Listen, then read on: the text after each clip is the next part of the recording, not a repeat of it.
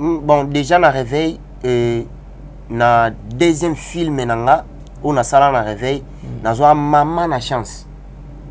Comprendre? Na zo maman na chance na tona maman na pas kwedi. Il est révoltant à esprit. Il est révoltant à esprit. Ils allaient na discours à Souka. Au maire à Lubabi non. Et na bino nyonso nde boza awa. Boba ni lancé langa ba CV na ba demande d'emploi. Boya koti langa. Non, donc biso nyonso tozo ngalo ba terre simple ba terre asika. Sko premier ça ezanini. D'après mon éducation, après un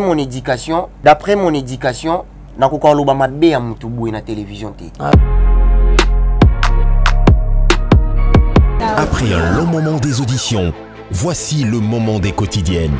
Pour une aventure inoubliable, ils vont profiter de quelques jours avant de rejoindre Malaika House.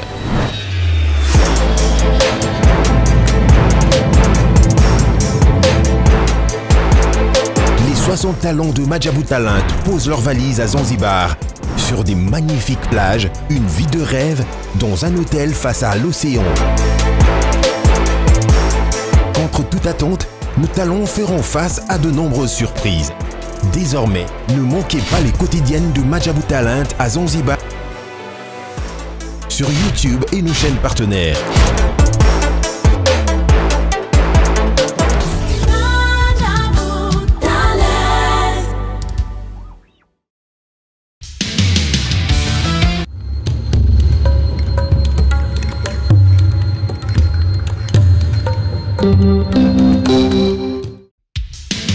Merci, joueur libre. Donc, c'est que la comité, vous signez content en Aïe. Mais pour vous, mon bien, vous avez la scène de mon corps. Sarah la TV. Vous abonnez. Vous m'avez content en Aïe. Mais vous signez la Baxa. Nous avons 10. Il y a équipe. Nous avons un suicide. Il y a Messi. Il y a surtout. Il y a Barcelone, il y a le monde entier. On va dire la femme et l'homme, ils sont dans le monde entier. Tous abonnés, na Sarah la TV. Vous devez vous montrer contrat. Merci à vous.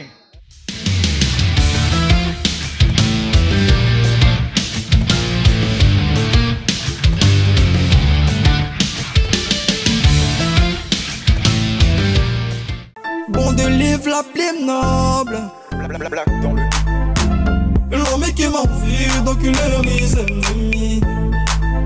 Il change la chute de ma vie par l'hypocrisie.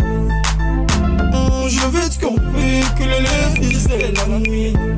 Moi, je suis le meilleur, fort et lent de lumière. Ah, et le monde est compliqué. Ah, oh, pour qu'il en reste à bongo, na bongo. Yoga. Me dis, cherche pas chez moi.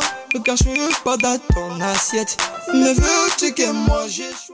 Si tu me kiffes, hey, je te kiffe aussi. C'est vrai que non, les labino bangonde na passe. Mbote na bino balandi internaute. Bande konyon so côté bozali, toza na chaîne Kamako ezo beta pezo bete zo cartonné o aboyi asa mokili nezali Saratola TV. Babi toza awa na émission moko talent plus, hein, talent plus c'est ça pour la découverte. Lelo toza mana ngambo ya terrain te, lelo no ya mbela bino artiste.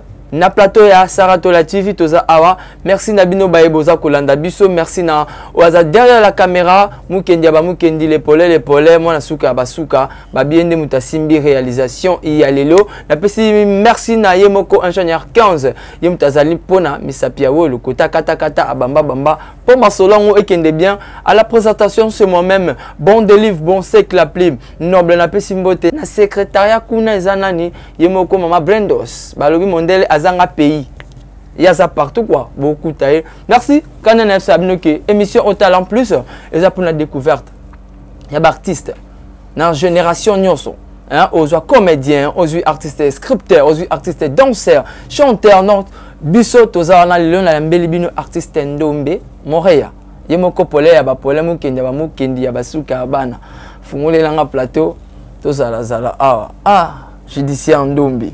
Bon délivre, la plume noble. Ah, na monyo lisusu ndeko. Vraiment. Mbote na ona yambio. Mbote pinayo. Makambango ekende. Oui, déjà, mbote na bande konyo so bazui libako landa biso na moment oyo ba bonjour, ba bonsoir et dépend na moment où bozui ngonga ya kolanda biso. Oui, Dieu fait grâce. Ça va, ça évolue pas mal. Ceux qui n'ont pas lisusu na se souvenir, il y a moi batamo année passée hein. Année coulée quoi tout ça salaki kitoko. Si. Tant na mona ki jour ya makambo mo invité ki ngana le laki entre tout ça salaki mais to beta makambo sima. Ya te ici. Dans la mona la c'est parce que ya bon temo kendi. Ya bon Montréal voilà. Judiciaire Ndombe. Oui. Bato baeba Judiciaire Ndombe à l'époque actuellement na habité Judiciaire Ndombe vraiment parcours na ezandenge nini pour lelo bon baeba ka Ndombe même super Ndombe les cas banzela mo bopoza oza lelo hein. Déjà merci pour l'opportunité. Voilà. Parcours nanga je crois bao balanda nga moi trop déjà moi moké mais pour na bao balanda nga té juste to récapituler ka moké. Ndombe aujourd'hui artiste et comédien. Voilà. Nauta nanda kuna biso bazaki na palais na ndolinga télévision. Magasi. Déjà yo yeba yikutu de na batana tozalaki déjà na ba monde ba hip hop et tout. Voilà. On vient de là et c'est fait que le fait que souci à télévision za biso makasi to binoté to s'est lancé na cinéma muta convaincanga muta liboso tozala na sala cinéma ndeto bengaka abusivement plutôt théâtre. Les aga Dauphin Boulamatadi, président Dauphin a pêché Bambote. Voilà, Dauphin, papa populaire boss Kama. Batamo Asara, groupe Moana Rafiki, si j'ai une bonne mémoire. Na Rafiki né, et qui a sollicité Rabiso, Batana Nabi Yopo Zalaka à l'époque. Voilà, je m'en souviens, je m'en souviens. Les aga des gars. Rafiki, à l'époque, Biso Touti Nation à Barap. Il y a convaincre Rabiso, tes photos, ça filme, même du genre, le roi, froid américain. À l'époque. Et tout. On était partant parce qu'on était déjà amoureux. Il y a des bilo qu'on a des films américains et tout machin. Et tu as adhéré groupe et puis ça marchait et puis à un moment groupe en voilà. Mais enthousiasme on izaki biso tellement izaki ngai personnellement mingi ya rozala toujours na média ya rozala toujours et là au moment où na les kaka na TV. C'est ça. Et un bon matin, un bon matin, voilà. Tu vas dans la télévision, tu as la Marie-Hélène na TV. Ok. Marie-Hélène na TV, ayambaka et nani tayambaka concert na bino, Noëlla Madinga. Ok. Ayamba Marie-Hélène, que notre groupe les réveille, ils ont recruté. Ok. T'as numéro, il y a Marie-Hélène Ezala, grand frère nanga, prophète Christian que j'ai sali déjà, Dadi, donc ma fout à eux bigaga. Mais pourquoi pas au concert au théâtre tu aimes trop la télé. Moi doute moi qui n'entend la judiciaire à l'époque judiciaire hip hop biso to viser ba cinéma voilà to viser to boulé to comme net ba est-ce que na tama boké na ça ma boké donc imaginez un peu ça et là on va savoir que amsuka ba yo boulé ka to taba pembe donc ezaki na imagination moko boye ba tonga ba théâtre ndenge ça parce qu'on entend la biso to outil déjà na ba toza déjà na ba hip hop to ta la sens biso to milingela moi makambo et puis ko za la quartier et tout consort machin. Ils ont facilité à s'adapter déjà sur les plans moraux. Voilà. Et grand frère Azo attend à convaincre. Et il a choisi le fait que Nazaï déjà mourait à télé. Néro qui n'a pas numéro na bango na bengi bango ba pesinga itinéraire et tout. Na yo kende et ba yambanga première fois zara ba benga un certain dimanche parce que pour c'était avant tout c'était la prière. Voilà. Na kota no kilt et sili ba yambinga ba tuningo vanda wapi et tout. Enregistré là, il y a une répétition mercredi. Na futa pe ba droit nanga, nenizagi na batana. Mercredi pe nae, na bandi répétition. Et c'était pas facile pour nanga oyo to uti na ba palais et puis to uti na ba monde morobo. Et début zaki vraiment difficile, mais loko sauva biso mo mkezala ki to zaki au moins qui na millier. Ok. Vous comprenez? Okay. Tozaki déjà na hip-hop et puis de face à ça biso déjà maman boy na Rafiki. Et izaki biso pas si pena mingité. Tant toyé batunanga we bosani. Si bon nga outil fraîchement parlé na yebi pena mondo te na yebi ndeni basati ba singa salaka e logo yo sala biso to mona niveau zaleli comme ça toyé ba niveau ni niveau orienté. OK. c'était l'improvisation. Na sala ou na sala jour wana ba betelanga maboko et puis voilà. Bazunga la groupe. To bali pe ba répétition. Je fais 1 année et demie. Ouais. Je passais pas à la télé. Voilà. Mais j'ai répété presque une semaine on a répété 2 fois. OK. 2 fois la semaine. 1 année. 1 année et demie au Liga na télévision. Il faut avoir la passion hein, voilà. Voilà, c'est ça. Donc 1 année et demie. On a toujours na ba répétition aux ala na ba rep ba ça peut ba filmer na bango et les gars na ngope bon na ero comprendre ka tam so ezandi ba lobaka monde na arnezara ba nouveau des fois mon boy moi faut que mbisa bango no mon esprit par rapport que jusqu'à ce que ba ko s'habituer pour ba l'axabi sur la télévision ezaki moment pour na ya formation et tout et yo sala nzamba yo sa grâce na yo première télévision na je crois film na liboso na sana réveil titre na ezaka cupidité.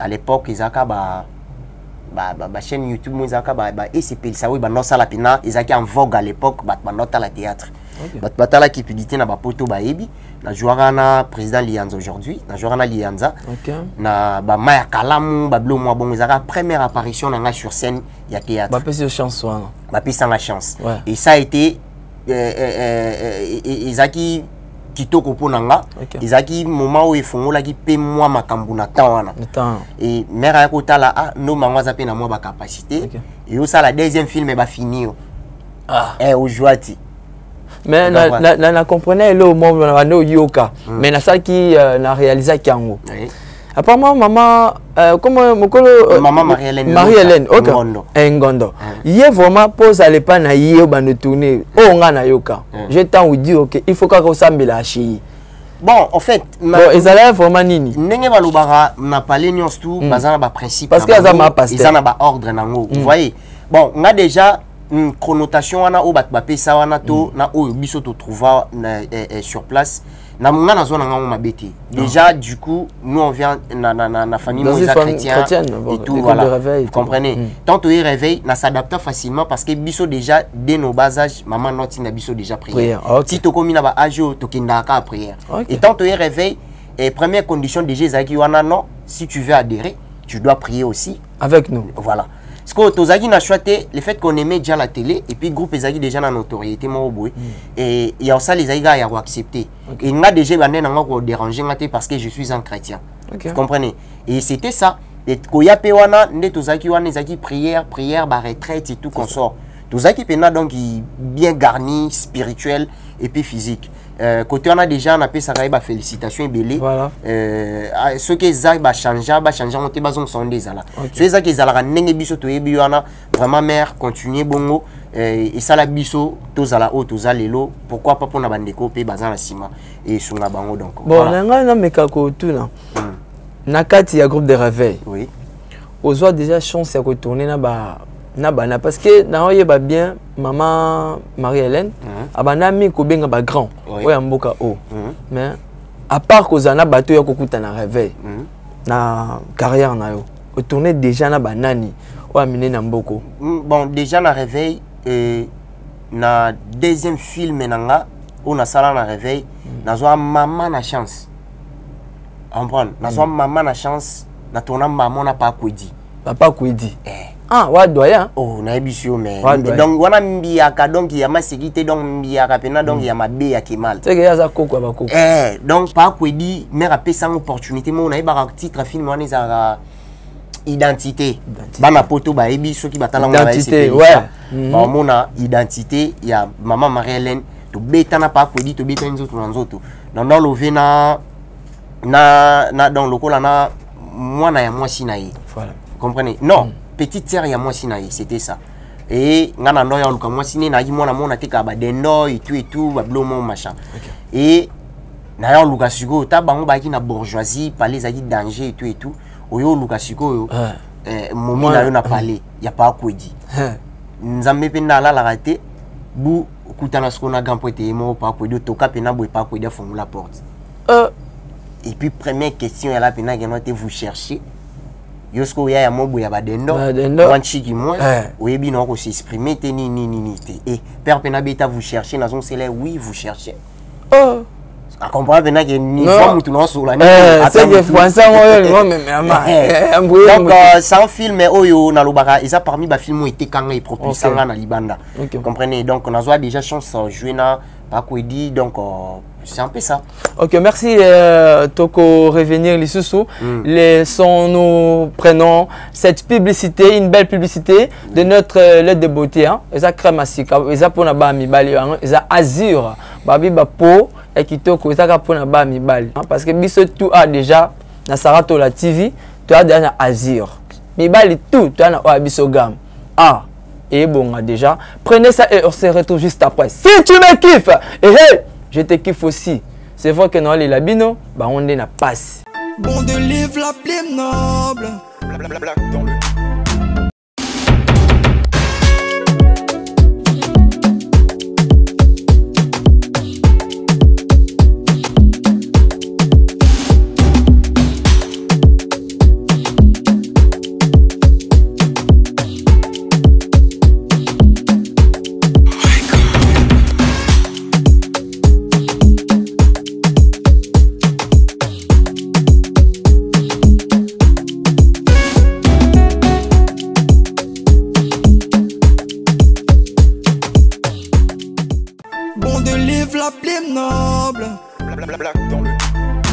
C'était la crème de beauté azur, le poissonnios au azur. Et écoute, ils ont traité en bouton et tout comme ça, azur, ils ont frappé peau, kitoko et arrangé et bendio oignon sur ma bébé qui me pandi. Donc c'est un peu ça. Merci à maman Sarah parce que biso tout déjà tous en akatia masolo en azur onde ils ont bon ça le poisson. Je dis on tombe to zongi wana zalaki pib auto kozwaya crème na biso de beauté azur. Quand tout le monde tibino ba po donc il faut ebeta et bon ça bongisango. Donc c'est un peu ça. Voilà, nalinga juste tomeka ko chuter côté à maman Marie-Hélène et ça na groupe de réveil ici ko zalaki. Et le koni vraiment épousa kiyo au quitter parce que non ba ko kita kiyo mon côté. Oui. Au kita kiyo mon côté, vous étiez avec Elianza et tout comme ça. Vous avez qui bien parce que les débuts tu disais déjà que non bah yamba qui bien et tout comme ça. Ni de ça qui beau se retirer binobo qui na ngam na binobo tika groupe de réveil et puis beaucoup ça ma cam na bino. Bon, déjà, Kokabwana, déjà, vous savez déjà, séparation, ça a facilité. Ok. Tout le monde a souhaité Kango, tout le monde a Linga Kango, ils ont bongo. Sauf que ils ont une réalité, ou ils ont une biso actuelle, donc ils sont passés dans le côté. Vous comprenez? Des fois, on est quelque part, les malheurs est bon. Pour épaisser la facilitation, il y a déjà, motif pena. Mutabomani mutute. Comprenez? Mutabomani mutute. Komara ki na batana kutu biso ba makamba ba mbongo ya banini na groupe. Tona pezi na biso penalty. Mais apparemment c'est comme si vous comprenez quand makamon des biso peut betaka wingi na biso. Que bon, pour mes aki na ba chef. Bon, ngapi à un moment na réveil na comme chef, na comme discipline na comme dit pardon, disciplinaire adjoint, na commis directeur technique, chef à répétition adjoint, ba blo moi bongo. Mais Makambu où il créa séparation dans groupe les réveils, ils ont beaucoup plus na comité directeur. Biso tozaki juste na sous-comité. Ils ont président Lianza, président Gérès, président Sapo, on va mazaki na comité directeur. Bon, problème na bango biso pena toyeba na biso ngote. Vous comprenez? Biso bando metolanda ne mai landa resi mbisa landa mai chola. Nga déjà na réveil nazaki pire petit Alianza. OK. Comprendre? Na pire Alianza donc na tambola na yi to zaka na yi to liaka na yi. Ouais, intoxiqué yo, j'ai il faut ka to kende pe. Intoxiqué ngati. Izala nini? Tangu ba désagrément na bango salami. OK. On va trouver que noté c'est bon biso ngai boye et aussi mba susté et tout et tout. OK. Vous comprenez? Ba tolongwa pena nombre mo boye belé ba 10 à 11 acteurs ba longwa époque wana. Vous comprenez? Pas tant va bloquer on beti pardon est-ce que le ngondo ngolongwa vraiment et ça qui maman Marie ndena zabo Marie-Hélène mère ngana na chamuka nga suna kena soit ça ka ba tu ba lamuki ka bo maman pouf ba mo le subinoté na mouvement tolongwa bato nyonso bakolongwa nde mote bato nyonso bakolongwa nde mote nakosa te nayebisa merti mais sauf que yokana betelo histoire ngambo nayebi makambo koleka apparemment mais ayambaka bien molongwe ka ayamba biso bien tolongwa ka bongo te ezala nini lorsque balakini wana esalami kuna maire a organisa réunion moko tovanda réunion biso nyonso na biso na comité directeur pour réunion bakima na bango bayate po bayeba makambo ya linga lobo bayete sous comité biso tozala na bacteur simple biso tout na bactrice bazala maire abando loba lobi ba discours nende abando loba na suka nango eloko révoltant nga esprit ezala na discours a suka o maire aloba bino na bino nyonso nde boza awa bobandela oselanga ba CV na ba demande d'emploi boya kotilanga donc biso nyonso tozonga lokwa bacteur simple bacteur asika donc banda kala asengani ba CVT ba demande abika to rekotisa bo bandela na débit basenga biso ba demande wana ti ba biloko wana to ekotaka oui après wana nga na komi na 6e année na nga na réveil parce que moi na réveil je fais 6 ans comprenez et na 6 ans on a sali et na commis sous chef ba yebiso pena geno ta partir lelo faut bande la CV demande d'emploi et tout na part nanga na zoki yango na mona yango lo considération na mona yango eza des considérations totales donc na ba niveau to pc là qui déjà et na ya groupe on dirait faki ceux qui moral wana pena prena qui ponango il faki au moins asalango na batu misusu ay parler pe batu misusu donc déjà atali ancienneté na bio atali ngote atali pe ba sacrifice et tout déjà nga na compréhension nga et arranger ngati vous comprenez la compréhension nga arranger ngati tant on a zongi parler j'ai à réfléchir na masa nga mo Ronen Kosi na pesi ba moté mon ami d'élite donc tu vanda chinga na parler tu ando réfléchir na bisi ba on a ici ngai na ba réaction déjà mère a pesi na ba discours na nga na zonga souster ya uzonga suzen singa pena tamie sona tika kopango na tika ou soit il faut na lukata groupe mususu nga sa na kokota et au sala tanto sola na masana lianza yo ya o réunion ni na l'équipe na to expliquer peta buna pisi ngai na kina ngai souci ayi lianza no bete la biso ate tamaka mpe biso to na réunion ezaki boy ngana masana nga to ebisa lianza to ebisa te to sala groupe yo mto toxique lianza te intoxica lianza te to pesa boule ayoki pe bune o me ayo ka bisoti lianza li safote mon bote na yaso c'est moi pena izaki no boule ale bimishe yo te pas ima awa pena donc il photo ça groupe oui tout ça groupe et bon tant ndalo baki a ville père a ville fils taki funalo oyoka comprendre donc il pesa ma pena bongo te tout ça groupe yaki moi ba doute moi ba nini noko pa yo chaka esprit to takesko masolo neto ba na groupe na président lianza papa début zaki facilité to répéter ba 3 personnes ba 4 personnes et ainsi de suite okende pas to yo beta ba bloc ba internet ba bloc ba libanda ba YouTube et tout nzamba yo sala biso grâce to yo espace A na biso TV quand to banda premier film mo uta to beti premier recrutement na biso mezali full.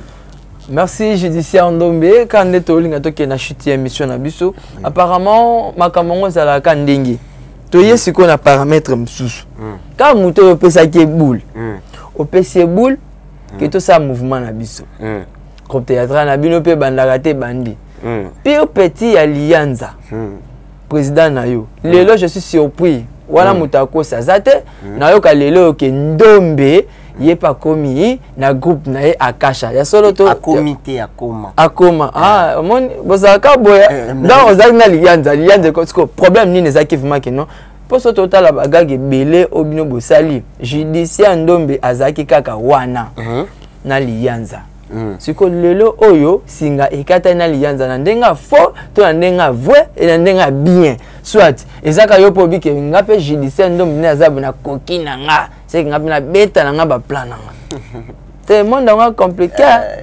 non en fait déjà bon délivre séparation mutasepela na nga zarati séparation déjà mutasepela na nga zarati et nga déjà kolongwa ko kabwana président lianza ezaki peut vouloir nangate et les problèmes c'était que n'erota la vision et comment différent nandé te au monde to vivra boy chacun na biso nde tozaka boye à sa vision, à ses objectifs. Vous comprenez? Nga nazaki na objectif nanga on en a raisonné par rapport à la carrière nanga par rapport à la vie artistique nanga. Yé pas dans la vision na yé, azana ningo. Mais sauf que na débit vision na biso ndo kende. Et ça arrive à un moment vision na yé comme mususu, yanga pe comme mususu. OK. On s'en prend. Bon, Nathalie, pour que kende biso lobité ba bebanaki ba swanaki et kenaki ni tamie de se retirer, de créer propre chemin nanga, on a voulu na ba propre ailes nanga pour que nazala bien. Mais c'était sans rancune, sans sokini nyo et zongaki o ba salaki o ba baluaki non. Juste un dôme. Ni vraiment il y a malam. Pour côté ma bête au kende. Ouais. Ni vraiment malam oyo ozo pas lianza. Ça faut vraiment et ça t'a makama okabwana binote ni vraiment oyo vendre mana lianza depuis beaucoup de réveil bo sali ba mouvement na bino tie comme le bokabwana so un mois pour vendre obité père wa bien père wa zaka bien boui et pas na franchement bola muleke beli ah bola na lianza ileke ouais ça reconnaissance que ça ba ko ba mona yo to pour faire suma hein et ngai na premièrement na vie nanga défaut nanga liboso za na hypocrite nga si ça passe pas nazara clair ce que simbate na lobaki non te simbate on prend mais discours na loba siko ata lobi bo ki ken nomina lianza ba bebani na limite ke komaka ata bo ki to bebani discours nanga o ego changer raté c'est quelqu'un de trop bien première fois nanga na matavion na vie mutama tsanga lianza grâce na ye comprenez? Tito que dans tout temps la presque est mobimba. OK. On comprend. Et première fois nangai et nakolo baneni visibilité ya solo. La vie artistique nanga mwanda mwa komwa ndomba mukie o izalelo bat ba reconnaître ndombe bat ba iba ndombe mwa mukie o naza c'est grâce à l'alliance. Parce que yebisanga na on est atana niena bat na parler ba côté na vraiment ça reconnaissant. Té oh no bien. Non, ça reconnaissant likamo mutasele ya mabe pourquoi? Ouais, c'est quoi? Et ya malamu plutôt. Merci. Côté mabe na ye. Au fan de mobilité vers bêta foi président bêta pour ezala nango.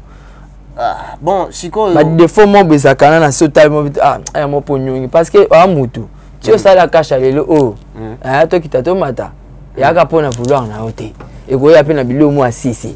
Bon, encore ça, oyebi place bat bazama beza ezanga oui ba problème ezalaka et tobongisaka et tout ce que premier ça ezanini d'après mon éducation nakoka loba mabe ya mutu boye na télévision te peut-être bien tamie na benga livre au ni so nazaki problème mukendi mwana suka ba problème tout ya ba mukendi tout na saka je dis c'est toi bah fait mais non parce que moi l'homme sous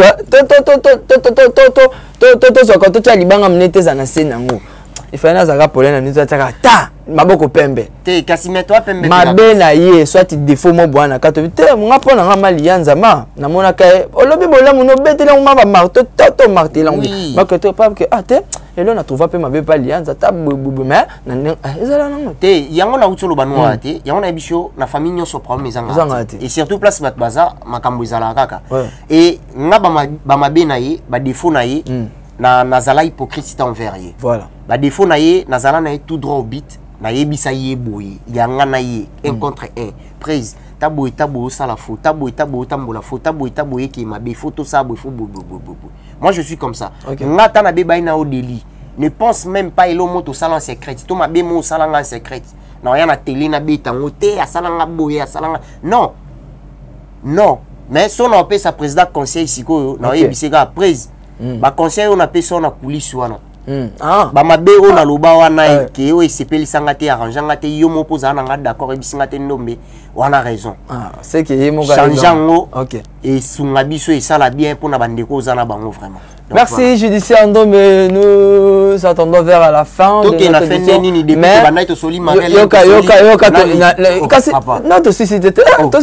attendons vers la fin. Ce n'est pas encore fini, nous attendons. Est-ce qu'il y a faute? Bon, tout le Belasiko à Kasha. À Kasha, aujourd'hui, c'est pour judiciaire Ndombe. Avec Ndombe, Ezali Akasha. Les loyaux Akasha, tous en Bissou TV et tout consort. Parle-nous de la Kasha. comment ça évolue makambango ezandenge nini début Akasha zaki nini kombo pe Akasha ngo utaki wapi po lelo judiciaire ndo mosa carrière na moko donc ote nyonso en danger na mabe na malamu nyonso ezana groupe lelo komi leader na marque na yo ngai de ma part na baraki nzamba songi kiliboso le bela biso masolo Akasha pour l'instant c'est comment? Oui, Akasha déjà c'est mon premier fils. Akasha c'est ma vie. OK. Et Akasha c'est tout ce que j'ai. Vous savez, la vie n'est pas rabouée. Nous sommes raisonnables. Il faut mandat il faut aller pas naïe. Il faut salama naïe. C'est comme aujourd'hui je suis autonome, je volais en solo. Dans le groupe Akasha. L'idée m'est venue. Akasha déjà bateau baza trop spirituel, tout bateau balingara trop ba recherche et tout kotanga ba comprendre déjà c'est quoi Akasha. Akasha déjà ils a côté trop religion. C'est la quintessence. C'est en quelque sorte Akasha c'est Dieu. C'est Dieu. Vous comprenez. Donc Nazwaki penser et comme moi na mutapé senga déjà c'est un grand frère nanga prophète Christian. Votre Christian Ndombe, je vous salue. Yémuta apesenga comme yaki jomo ka to sani ba partage et tout à citer comme moi na tuni Akasha c'est quoi on expliquer nga ba Akasha et tout ba bibliothèque intérieure la quintessence et tout na bi yaki toko né na adopté yango na baptisé yango comme groupe na Akasha donc voilà Akasha on évolue pas mal.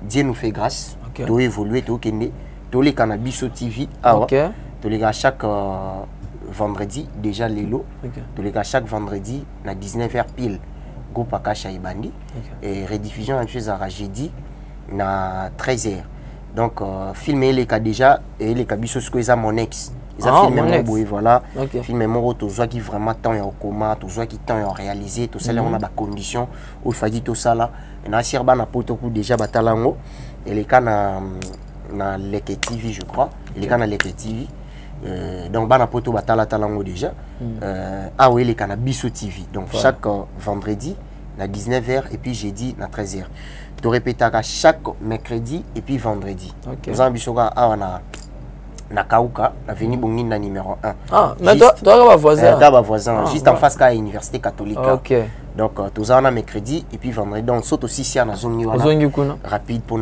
continuer boulot et puis kanezala donc Akasha ils a groupe pour na bino ils a mwana sikaza bébé au Milano poto ba soutien na bino franchement et sur na biso donc voilà est-ce que ça déjà na bateau oh baza pembeni to sima na ke ba websa judiciaire ke libo ce soit moi mutumo kaza betela kayo ba seta makamon parce que na ebité propre fort na moko fort perso to je dis ndo maza déjà na bureau mo déjà oyo azako évoluer na Akasha na soutien na nek non sponsor et tout comme ça non même pas na minute on a voulu partenaire mo côté ti na partenaire na on voulu na propre zèle nga nzamba sa biso grâce to bunda na moi 10 francs to gagnara to ibaka ko tchongo na Akasha de façon que tout tourner mais cela n'empêche pas na zarapi na moi deli mo boye na neti réalisateur na biso na zana problème kendi donc na rapi na mo kendi na nga mo boazara na abige no na na yo filmer les ndenge na taxa ka bato de abazo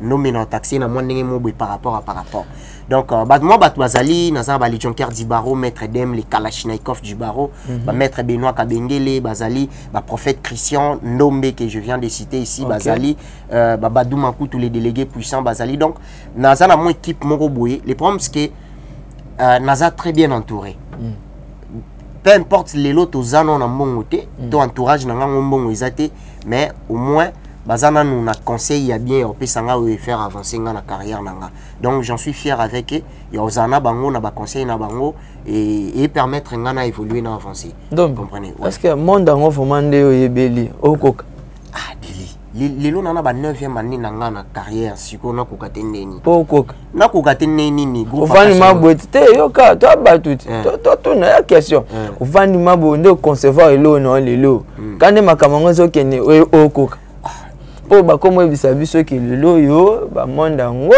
so que opesi makambo to za makambo te parce que na ba makambo na ke na paramètre ni monde na bino côté showbiz trop bino ba comédien mais to ba ki monde na moi ba musicien ba ni mais lelo komi et pas ba comédien trop yo na mitu na ndombe na nga lelo pardon est-ce que ndengo zo kende wana et comme atelobi ndombe boy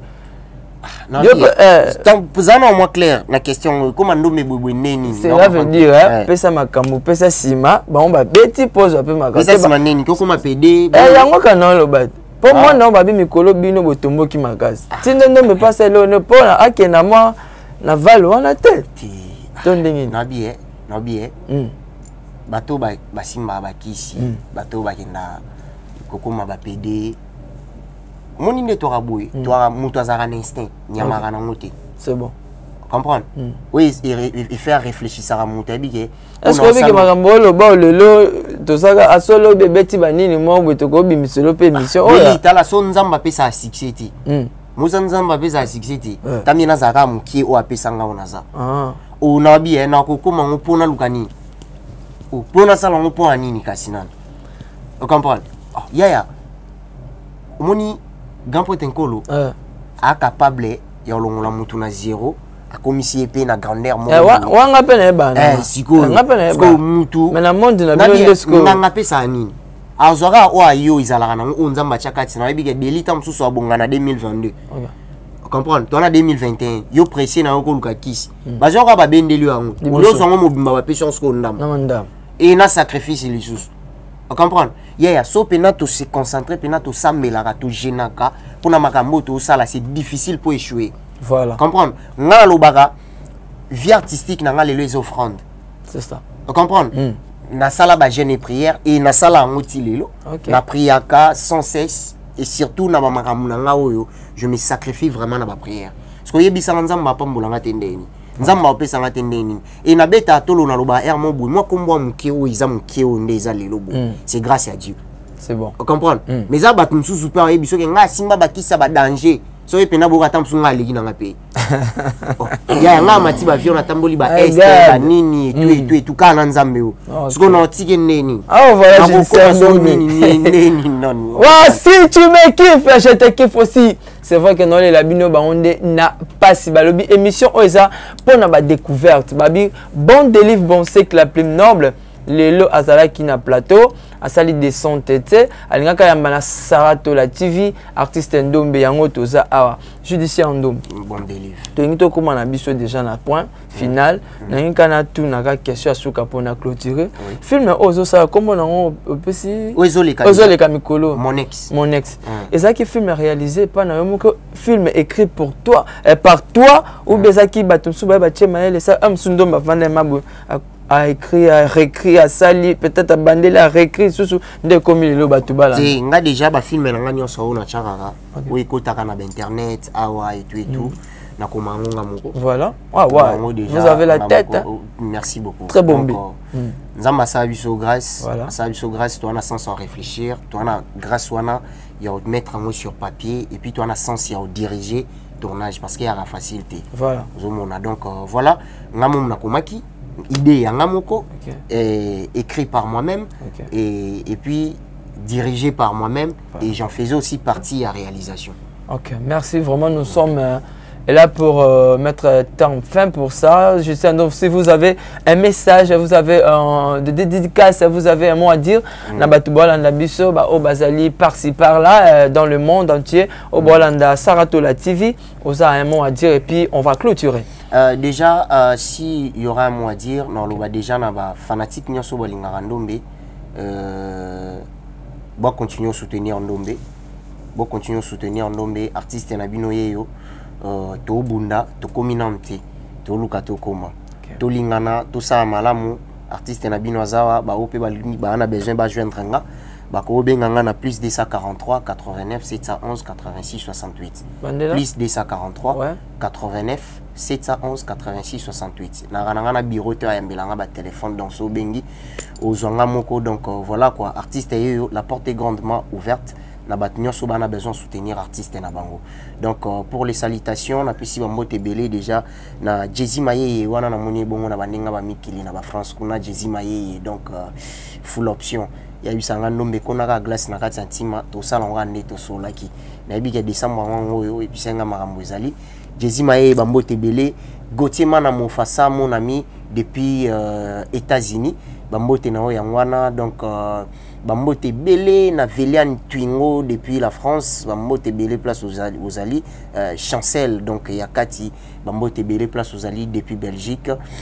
Bambote na batunyoso basutenaranga Badouma Koutou les délégués puissants, bambote belé na l'architecte le plus frais Géry Tansia, mon vieux babi mon mele bomoko vieux akati donc yoebi ba petit na yo bango yo Aron Tansia donc famille d'architecte Arotansia bambote belé place aux Ali, Glody Felembobi mon ami d'enfance, mon ami de tous les temps, ya ba passi ya bisengo azara toujours en à présent, Glody Fele bambote belé mon ami ingénieur Dimbole bambote belé na yo mon ami, Costino Ngombo la tête bien faite mon ami donc ya yo angwana, Fabrice Ndombe, prophète Christian Ndombe bambote belé, docteur Steve, docteur Komboji bambote belé na bino, maître Benoît Kabengele bambote belé, les Jonker Dibaro, les Kalachnikov Dibaro, maître dame alongolanga passi na vie quoi, maître dame bambote belé dadi place aux Ali donc bambote na batunyo surtout ando tanga aussi sangote balegi tellement belé donc merci beaucoup. Merci. Bambote pe na yo, bambote na réalisation na biso. Mukendi donc ya problème Mukendi donc Montréal. Voilà, nous sommes à la fin. Bambote na mère na biso Saratola. Wa pe na mère na ngai ya bakati wana kutozana balianza. Tala degré. Mère ayaka katosala non donc maman na nga Saratola bambote belé. Merci beaucoup Plateau Kitoko et chaîne Kitoko Maramoué Kitoko donc merci beaucoup. Et merci si tu me kiffes, je te kiffe aussi. Talent plus ici na chaîne Kamoko ozobeto bo osali mo kilino kana na sabino bolinga ngote bon de livrer à la fin. Je dis merci à toute l'équipe technique ozaki na sima caméra nani Paulin Mukendi ya basuka na bango ya bana na bango Paulin de ya ba Paulin. Merci à l'assistance de qui Jonathan qui vous nalo babiende CG ya makasi. Rendez-vous à ne pas rater balobi samedi chez la jolie tozawana balobi Diego Milito l'homme qui fait toutes les voix babiso zana kala okutango ya sika kilele okutai aza donc boya to zala wana ingénieur 15 merci pour na montage oyoyo zali nango pe misapi ya wolo nyonso mama Brenda merci parce que tu es là. Si tu me kiffes je te kiffe aussi. C'est vrai que nous les labino bangonde na passi. Vous avez une entreprise, boutique, ONG, église, restaurant, chaîne de télévision, parti politique, école, université et autres. Et vous voulez que tout le monde soit au courant de vos activités avec Muntu Technology, nous avons une solution pour vous. Nous avons la capacité de vous rendre visible dans le monde entier. Nous allons créer pour vous un site internet, une application mobile Android, iOS, chaîne YouTube, une page professionnelle de tous les réseaux sociaux, sécurité informatique ainsi que le marketing digital. Et nous allons monétiser tous vos services afin de vous permettre de gagner de l'argent sur Internet. Nous sommes sur l'avenue Kabinda, numéro 211 dans la commune de Lingwala, référence Kabinda Center. Veuillez nous contacter au plus 243 82 09 34 440. Mail contact@muntutech.com. Site web c'est www.muntutechnology.com. Muntu the Technology of Africa.